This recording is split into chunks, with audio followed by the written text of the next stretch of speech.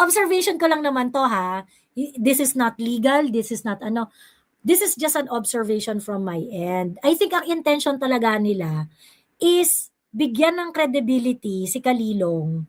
Pagkatapos, kapag na-establish na credible si Kalilong, magtatahinan ng kwento si Kalilong. Pagdudugtong-dugtongin niya na yung mga videos. Yung mga videos na nandito.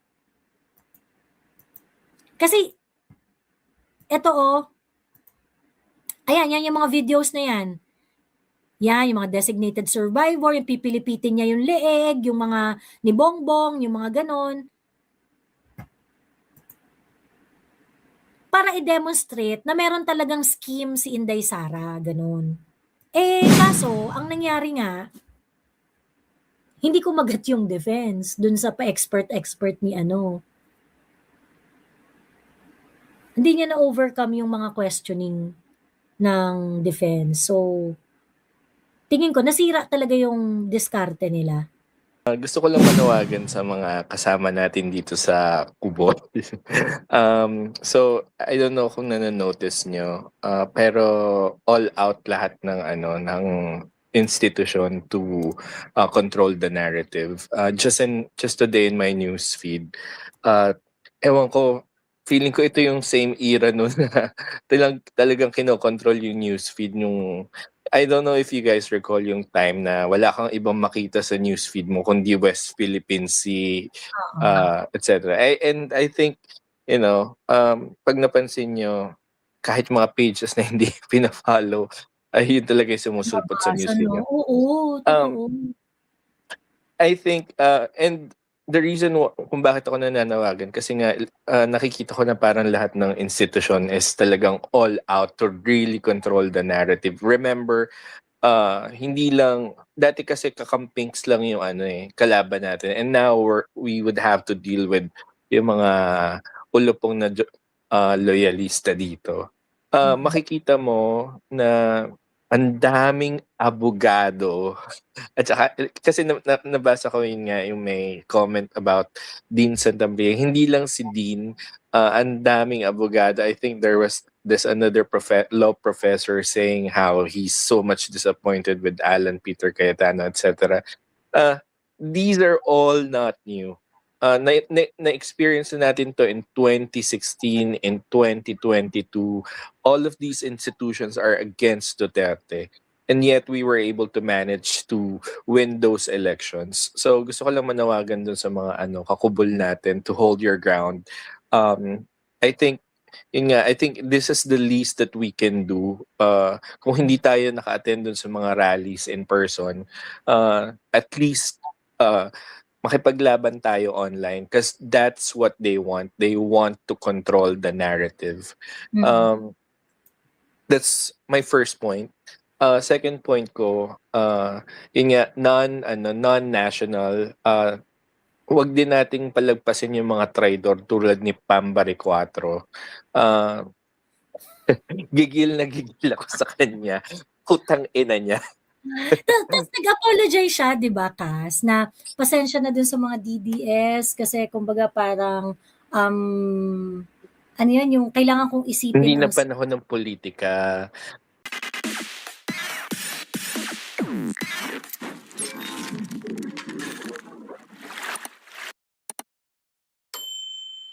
So ngayon, dahil nabanggit yung tungkol doon sa dalawang investigation report ng NBI. And na-confirm din naman ni surprise witness. Hindi siya surprise kasi kung kunwari ayan ang alam ko bawal ang surprise witness Dahil nabanggit si Attorney Zulaika dahil pinakita yung video niya. Karapatan ng prosecution na ipatawag si Zulaika para ma-examine din siya, ganun. Ayun. So anyway, during the cross-examination of Kalilong, di ba lumabas na meron palang dalawang ebidensya, dalawang report, dalawang NBI investigation report.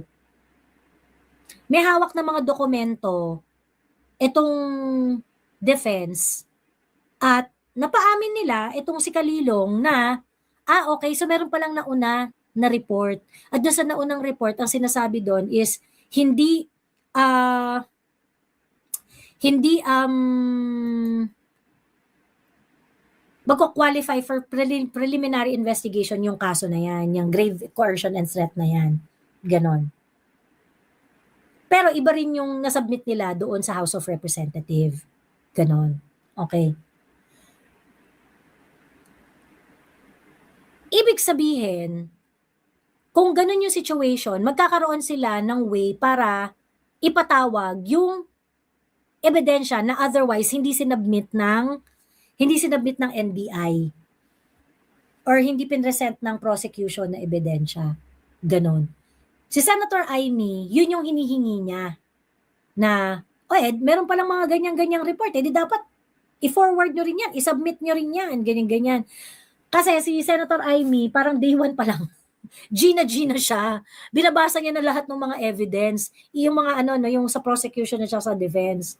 So inaano niya na, kumbaga parang gusto niya nang makita, gusto niya nang tingnan. Ganon. Other content creators, other observers found it questionable na bakit nagre-request ng document si Amy Marcos. Personally, hindi ko naman siya nakikita as something questionable kasi lumabas naman siya doon sa cross-examination. 'Di ba? Kasi napalabas naman ni ang tawag dito ni Attorney Narvasa yung katotohanan na meron palang dalawang dokumento diyan. Ganon. But meron kasing mga kumbaga kasi yung ginawa kasi ni Senator Amy na i-submit nyo na yan, meron palang dalawang meron palang dalawang report 'di ba? Meron palang dalawang report, i-submit nyo na yan, ganyan.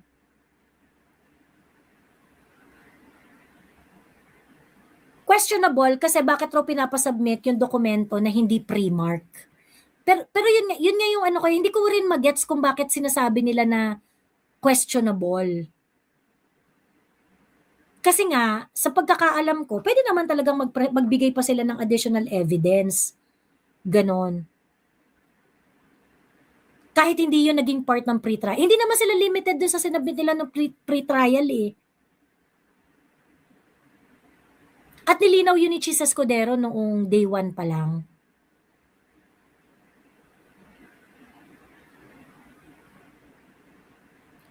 Miss Joey, bakit validity ng video yung focus nila? Di ba dapat yung grave threat na daw ang inaakusa nila? Or established na ba na grave threat talaga yung ginawa ni VP? Kasi nga, observation ko lang naman to this is not legal, this is just an observation from my end. I think ang intention talaga nila is bigyan ng credibility si Kalilong.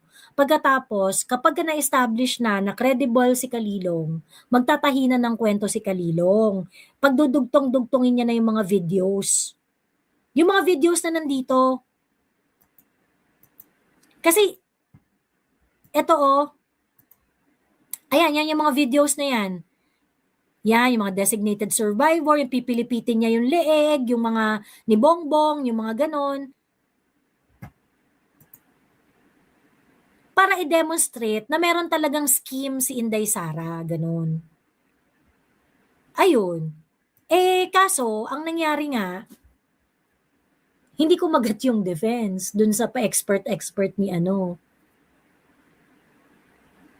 Hindi niya na-overcome yung mga questioning ng defense. So, tingin ko, nasira talaga yung diskarte nila. Tapos later on, inamin na lang rin ng prosecution na we never intended to present Kalilong as an expert witness. Ganyan, hindi pala siya expert witness di ibig sabihin, wala, taga-screen record ka lang. Taga-screen record. So kung taga-screen record ka lang, yung mga pinag-research mo sa open source, wala kang ability para pag-connect-connectin siya. 'Di ba?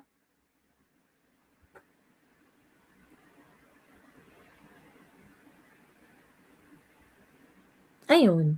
So parang hindi ko Kaya nga sabi ko kanina yung mga nag-aano 'no, sorry ha, yung mga yung mga nagsasabi na para they find it questionable that Senator Amy is requesting for a document that is not part of the pre-trial.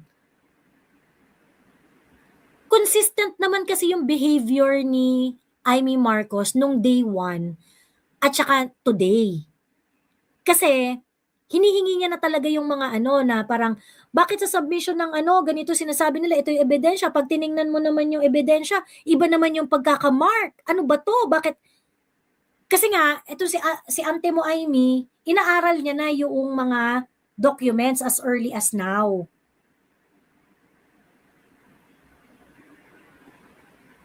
When they played the video of Attorney Zuleyka, nag-flashback tuloy sa amin ng mga cruelty ng Huwadcom. It turned out maleta beneficiaries pala ang mga kawatan, sabi ni Ronne Candle. Actually, hindi yun Quadcom. Nagkamali dun si Attorney Narvasa. Hindi Quadcom yung nagpa-contempt kay Attorney Zuleyka. Committee on Good Governance and Public Accountability, led by Joel Chua. Ang Quadcom po, ang chair po ng Quadcom ay si Ace Barbers.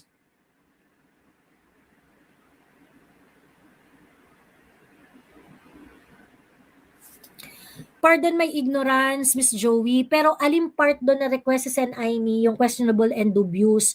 Ano yung possible bad faith action na kinoconnect at dinederive doon? Hindi ko nga alam eh. Hindi ko rin sure kasi parang are they assuming na hindi pwedeng magpapasok ng bagong dokumento na hindi pre-mark? Kasi allowed naman siya. Tingin ko, if meron man sigurong mali si Senator Amy, ay yung overexcitement niya. Ganon. Na parang, kasi dapat ang mag-offer nung mga ebidensya na yon ano eh, yung si Attorney Narvasa eh. Kasi may kopya ka na pala eh. O edi dapat i-present mo rin yan as evidence. 'Di ba? Which is feeling ko naman ipa-present ni Attorney Narvasa na evidence, ganun. Pero kasi hindi kasi inopen up ni Attorney Narvasa na in due time this is going to be or did he? Parang he did yata. Kasi parang nagsabi siya na hindi ano parang naman to cross examination pa lang naman to eh. Something to that effect, ganun. Pero tingin ko kung meron man siguro na comment ako doon sa naging action ni Senator Amy. Yun nga, yung parang overzealous siya. Yung G na G siya na parang, hindi, bigay niyo na lahat ng mga dokumento, ganyan-ganyan. Hindi ko ano yung bad faith kasi day 1 pa lang, yun na yung entrada niya eh. Yun na yung sinasabi niya, day 1 pa lang eh. Na ang intention niya talaga is really to gather all the submission and to make sure na yung mga submission na pinagsasubmit nila ay in accordance doon sa they want it to be presented. Kasi yung naging reklamo nung day 1 ni Senator Amy, sabi niyo Annex GGGG, pagkatapos nung tiningnan ko, hindi naman. Iba naman, iba yung description doon sa briefer ninyo, iba naman yung doon sa label nung file. It's not the same, yun yung sinasabi. Yun yung narereklamo ni Senator Amy. Ayun. So hindi ko rin alam no, siguro hindi tinanong ko rin si John Suwing eh. Sabi ko, ano yung tinutukoy dito na matinik lang ang makakakuha? Kasi hindi naman talaga nilimit yung pag-submit ng ebidensya doon sa pre-trial marking lang. And Chis Escudero was clear about it since day 1. Siguro,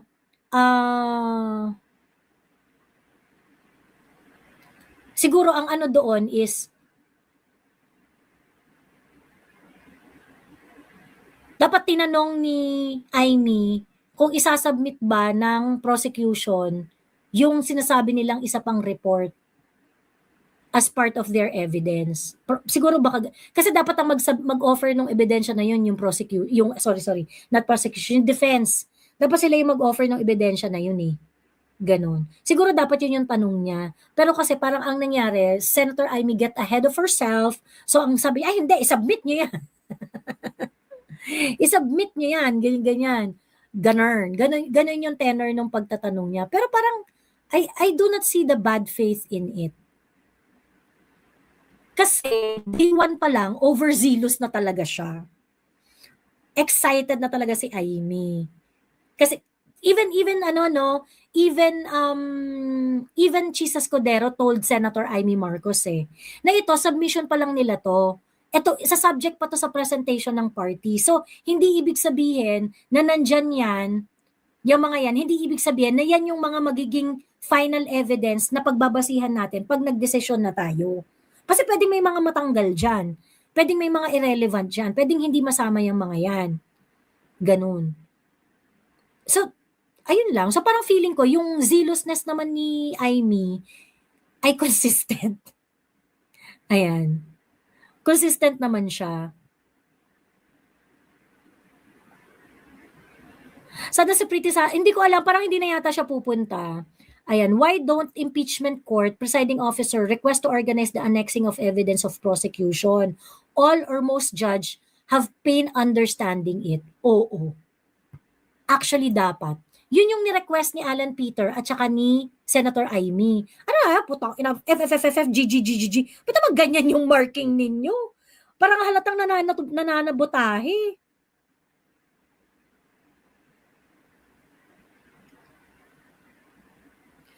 Sabi ni Your Moody, Your Music, true Miss Joey, ako rin kanina, wala naman akong nakitang kakaiba. Pero carry lang yan, kanya-kanya naman tayo, basta huli, sama-sama tayo. Yeah, oo. Sa akin, tingin ko naman, parang, okay, di noted. Di noted, pero I don't see any bad faith in it.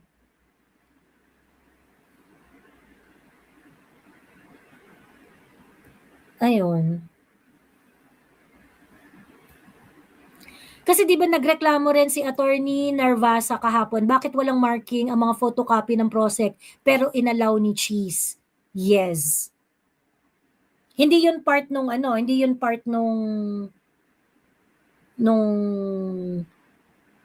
pre-trial marking pero inallow pa rin. Kasi nga wide talaga yung latitude nila. Sinabi naman yun ni Cheese Escudero, to be fair.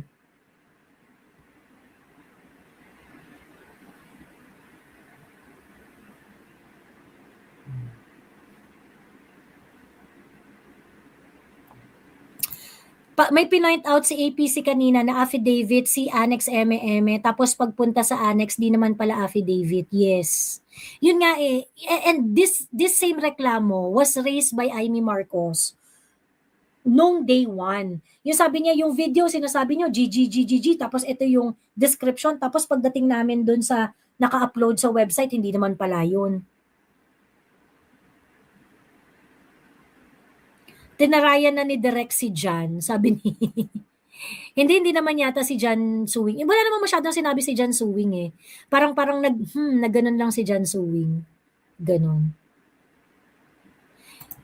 Ginagawa lang po nilang big deal si Sen Marcos request para may panakip na katangahan ni Risa na nauupak.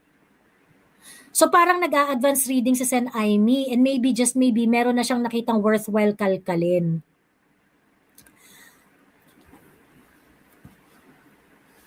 Wala akong nakitang out of ordinary doon sa behavior ni Senator Amy. Kasi kung ano yung pinakita niya kanina, consistent naman yun sa pinakita niya nung day one, nung nagsalita siya.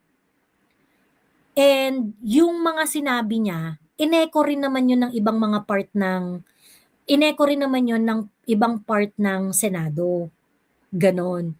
Ngayon, yung sa pagre-request ng dokumento, yung report, NBI investigation report, which also Bam Aquino was able to categorically confirm na merong dalawang investigation report talaga. Na, tinatanong ni Bam ano yung nakalagay dun sa isa? 'Di ba? Ano yung nakalagay dun sa isa? Ngayon, si Amy, ang gusto niya, gusto ko makita yon. Gusto ko ano yung nakalagay doon? Gusto ko makita. Yun yung pagka-entremetida doon ni Senator Amy. Parang na-overexcite siya talaga na, hintayin mo naman tanungin mo yung defense kung isasubmit ba nila yung, sino ba may kopya dyan ng isa? Isasubmit nyo ba yan? Tanungin mo na lang sila, gano'n. Iyon. Sabi ni Strictly, si Van Ibermas ang staunch critic talaga ni Senator Amy. And for any politicians, for that matter, I am reserving judgment kaya tinatry ko intindihin asan yung bad faith action. Either way, carry lang. Correct, oo. I think it's normal sa part ni Amy. Oo. Eh, ganyan naman talaga si Amy. Talagang ano siya, parang, ay, hindi, check natin yan. Parang ganun yung pagkakaintindi ko dun sa behavior niya. So, nung nalaman na merong NBI investigation report na nung una, tapos na-amend siya, tapos yung amended, yun basically yung sinubmit sa HOR. So, ngayon, tinanong rin yun ni Bam Aquino, ano ba yung nakalagay dun sa isa? Kasi yung isa raw may 7 points eh.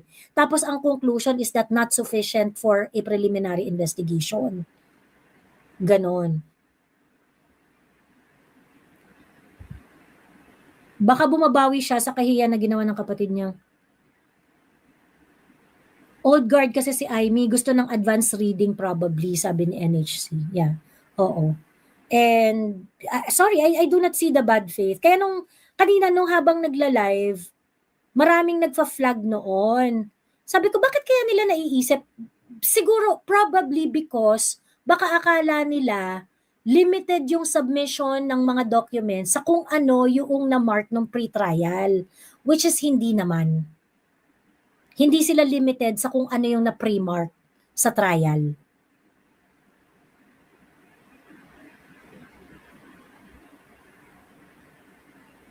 So siguro kung meron mang akong comment doon sa ginawa ni Senator Amy, ang comment ko doon is, overexcited ka bakla? Yan ang comment ko. Yun ang comment ko doon.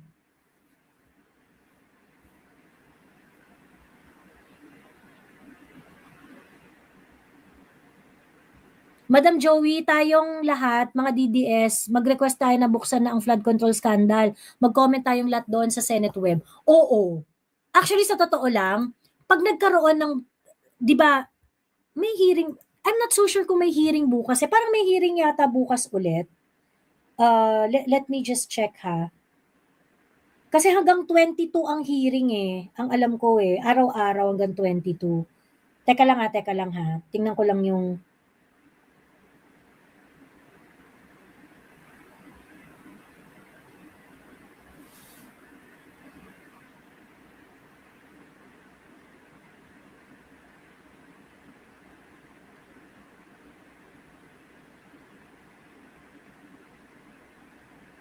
Teka ha, teka lang.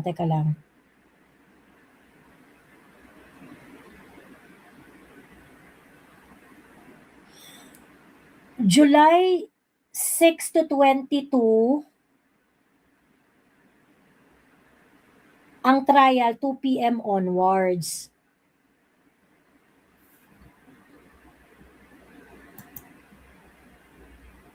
May ano ba? Teka lang ha, may calendar kasi to eh.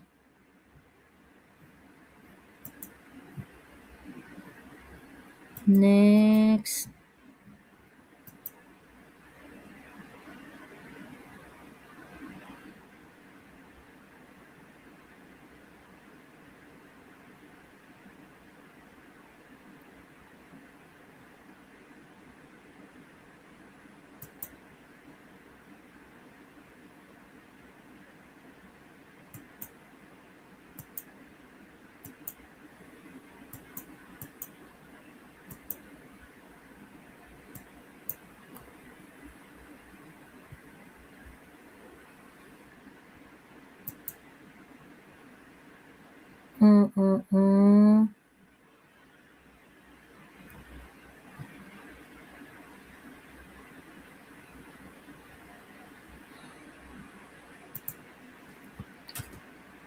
Ang sabi kasi, yung trial is from July 6 to 22.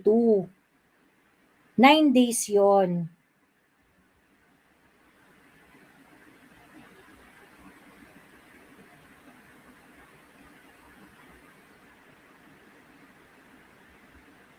Pagkatapos, July 28, moving forward, Tuesday, Wednesday, and Thursday na lang.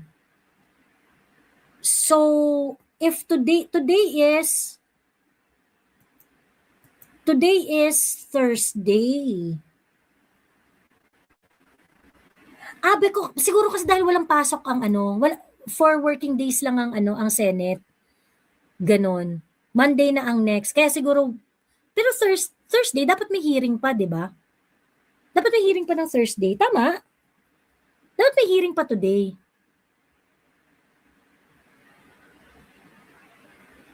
Ayun. Kasi 9 trial days. 9 trial days. Tuesday, Wednesday.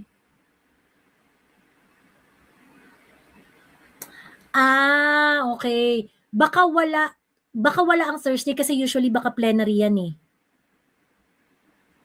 Monday to Wednesday daw.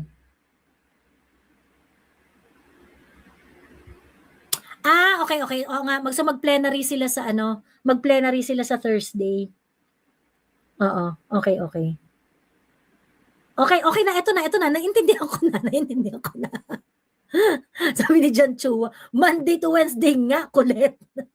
Ayan. Alam ko 3 hearing per week sa announcement nila. Madam, sa Monday na daw, hindi, Monday na nga. Monday na nga yung witness nila na isa. Ayun. Kasi tinatry kong squeeze in yung 9 sa hanggang 22. Kung kakasya ba. But anyway, malaki naman pala yung space. Ayan. Wala nang hearing today kasi sabi ng prosecution sa Monday na raw yung next witness. Sabi ni Cheese, Monday na po. Oo nga, Monday na nga.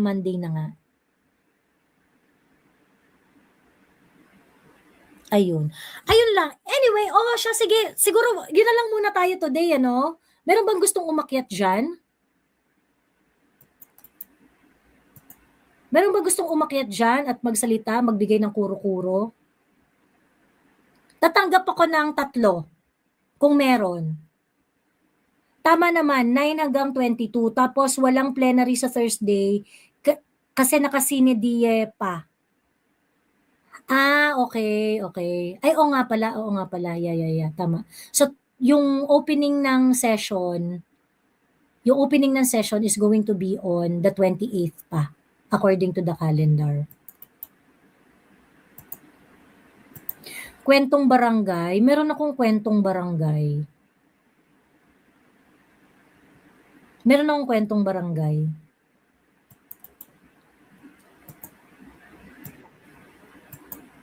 Ayan. At teka, may umakyat eh. Dito muna tayo.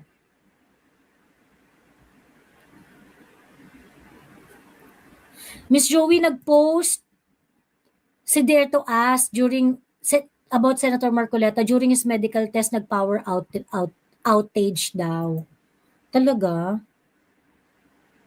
Sona, I think, is going to be on the 27th. Hello, Jam Castle.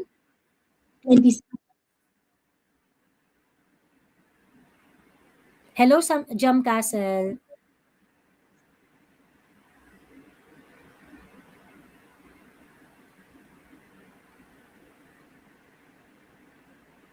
Hello. Ako, akyat ka, Adrian. Grounded ang mic. Jam Castle, wala kang hindi ka namin naririnig.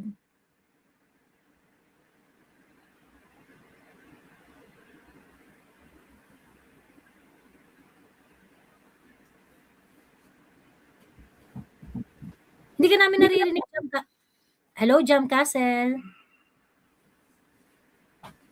Grabe naman, di nagpapalit ng damit si John V. Comment ka muna sa comment ni Dean Santa Maria. Ano sabi ni Dean Santa Maria?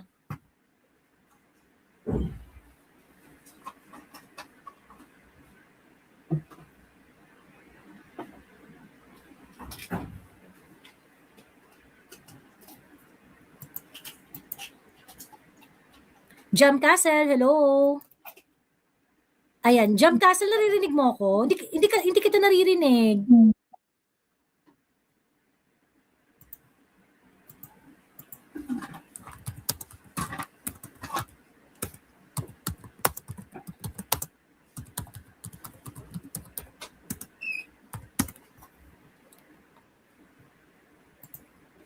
Teka, akit muna tayo ng isa pa. Hello, Tinkerbell. Jam Castle, ibababa muna kita ha. Restart ka. Ayan. Hello, hello, Tinkerbell. Hello po, dinig po ba? Yes, very, very clear. Uy, I miss you so much, madam. Ano? Sorry? I miss you. 2 times na tayo nakikita today. Ay, gano'n. Oo, twice na tayo nagkikita today. Ayan. Minsan same reply, pero busy lang po. Oo. Anong chika mo, Tinkerbell? Ang chika ko po. Yes po. Ang chika ko lang po is, wait lang. Parang tawag dito yung, yung audio mo hindi masyadong malinaw sa end ko. Naririnig nyo ng klaro si Tinker. Alam mo, parang feeling ko yung StreamYard ko yung may problem.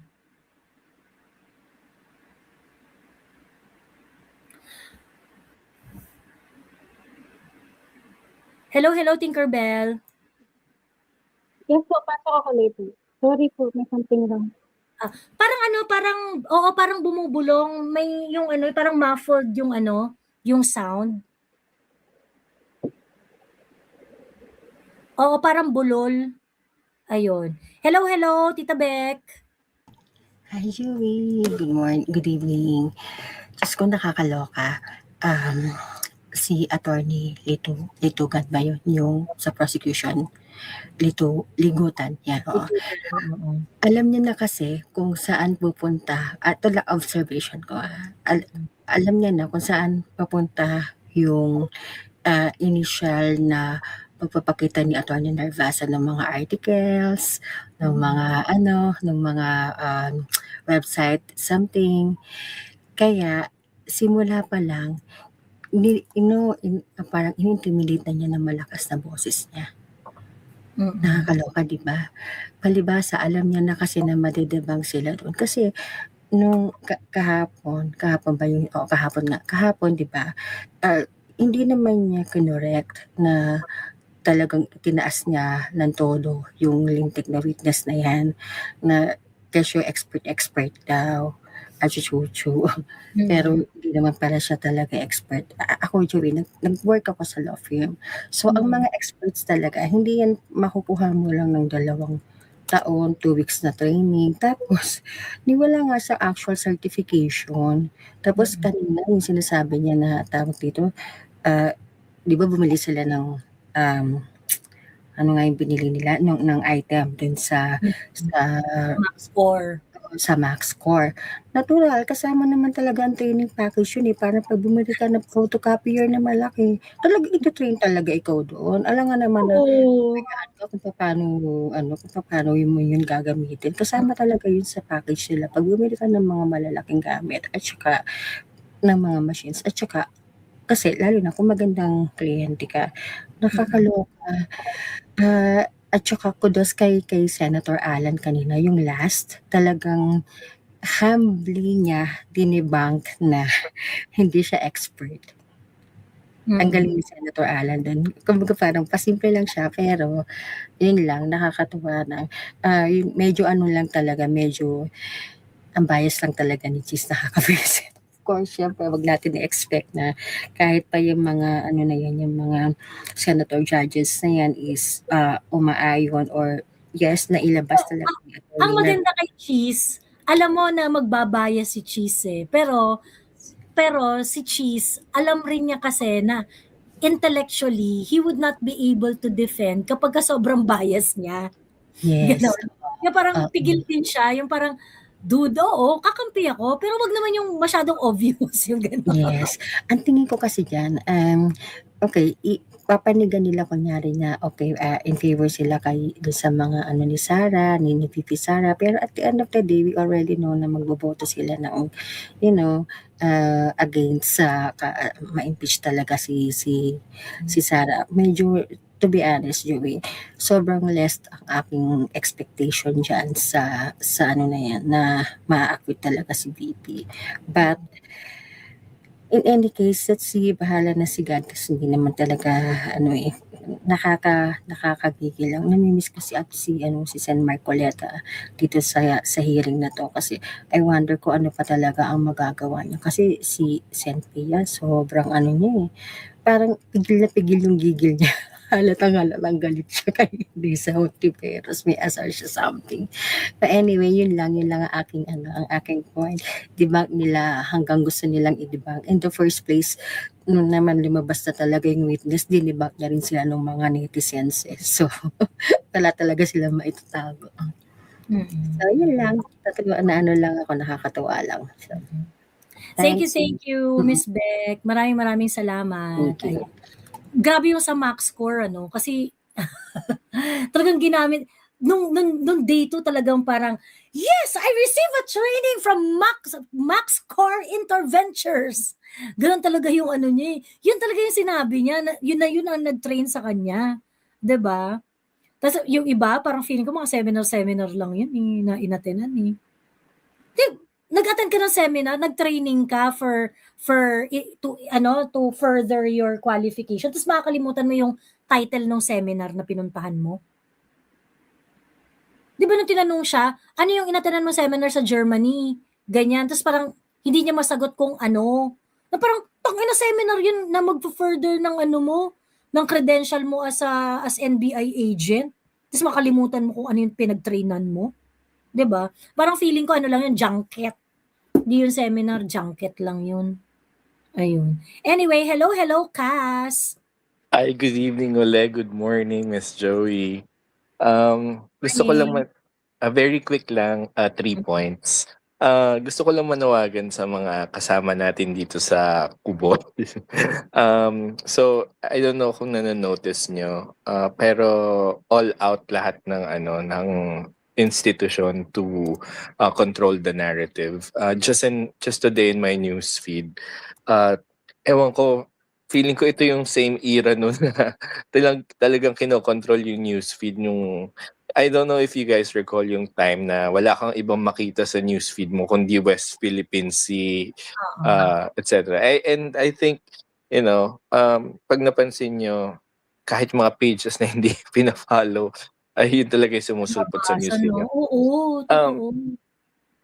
I think, and the reason kung bakit ako nananawagan kasi nga nakikita ko na parang lahat ng institution is talagang all out to really control the narrative. Remember, hindi lang dati kasi kakampings lang yung kalaban natin, and now we would have to deal with yung mga ulupong na loyalista dito. Makikita mo na ang daming abogado. At saka, kasi nabasa ko yun nga, yung may comment about Dean Santambiang. Hindi lang si Dean, ang daming abogado. I think there's another law professor saying how he's so much disappointed with Alan Peter Cayetano, etc. These are all not new. Na-experience natin to in 2016, in 2022. All of these institutions are against Duterte. And yet we were able to manage to win those elections. So gusto ko lang manawagan dun sa mga kakubol natin to hold your ground. I think this is the least that we can do. Kung hindi tayo naka-attend dun sa mga rallies in person, at least makipaglaban tayo online because that's what they want. They want to control the narrative. That's my first point.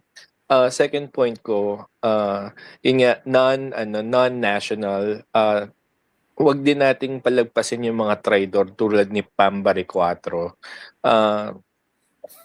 Gigil ako sa kanya. Putang ina niya. Tapos nag-apologize siya, di ba, Cass, na pasensya na dun sa mga DDS kasi kumbaga parang yung kailangan kong isipin. Hindi na panahon ng politika. But that's pure bullshit. This is exactly the time that you need to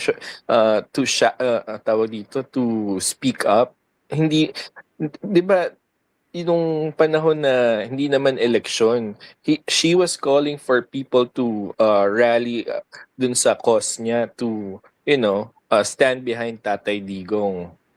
So, ano nangyari? Nanalo ka lang? Wala na yung cause na yun. Gigil na gigil ako sa kanya. So, matyagan din natin yung mga yung mga local officials na yan. Kasi, again, this is all in preparation for 2028. Kapag yung mga traidor na yan hindi natin binantayan, talagang lalamunin tayo sa 2028. Third point, very minor, Miss Joey.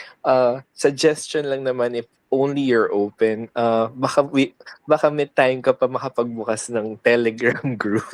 Meron kaming ganun with Jan's Doing, just so we can interact with you more, kasi dun sa message group mo, kapag may update ka, hanggang react lang kami.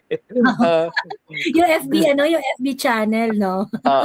Dun kasi sa Telegram group namin nila Jan Suing, meron siyang ginawa para sa mga followers niya. Nakakapag-share kami ng mga actual updates at saka yung mga side reports, ganyan. Anyway, sa Discord, nandun ako yung may Discord na group.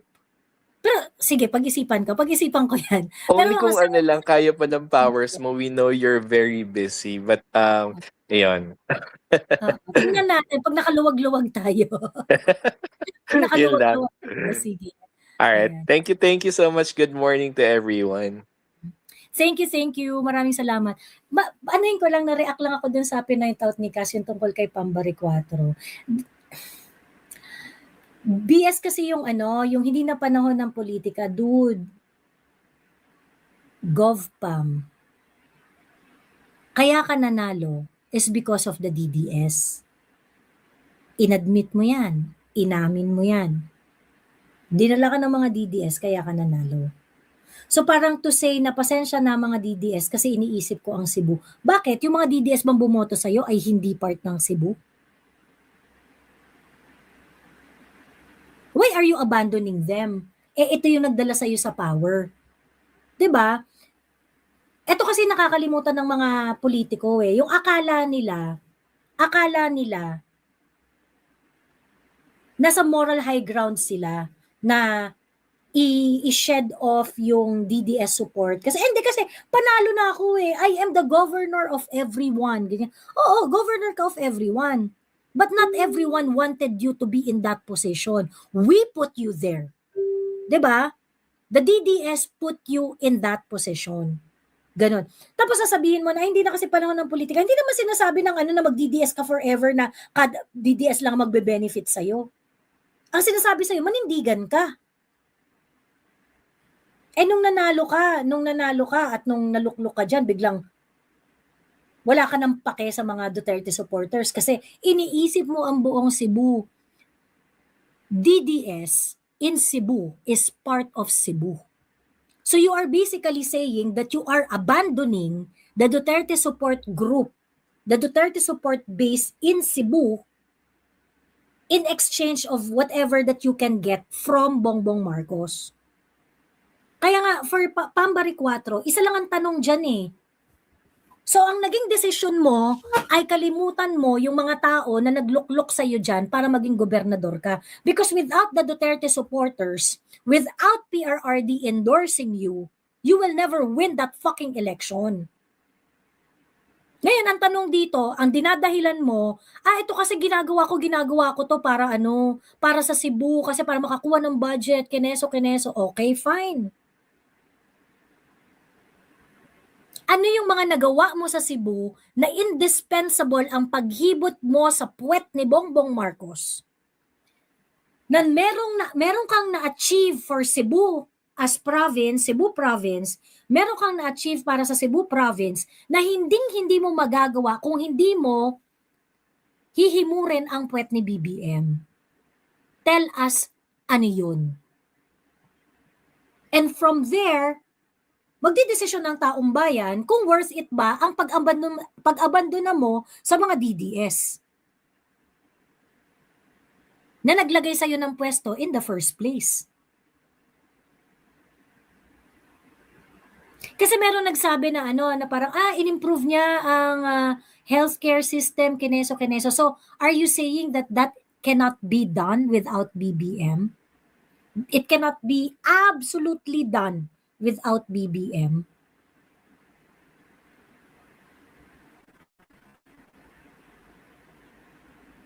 So, yun yung kailangan mong harapin, GovPam. Yun yung kailangan mong harapin dyan. And if you cannot explain yourself, diba? I'm sorry, that would be your first and last. Galit rin talaga sa yung Cebu kasi ginamit mo yung mga Duterte supporters dyan. You're not true to your no?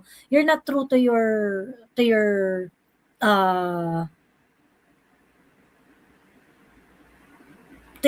political stance. Ginamit mo lang rin ang mga Duterte, ginamit mo lang rin si PRRD. Anyway, marami naman kayong manggagamit, di ba? Yung pagkakunwari, wala na sa power, wala nang power si PRRD, wala mang pera yung matanda, ganyan-ganyan, inabandonan nyo na. Di ba? Pero nung kailangan yung manalo sa eleksyon, lahat kayo, Tatay Digong, di kayo nag-iisa. Di ba? Lahat kayo ganyan. O pagkatapos, nung gipitan na, ayun, nag-iisa yung matanda. Tapos kayo, nakuha nyo na yung gusto nyo. Diba? So, buwisit. Ayun. Buwisit talaga. Just like how Bangag used Inday. True. Grabe nakakasuka, drama-drama pa siya dati.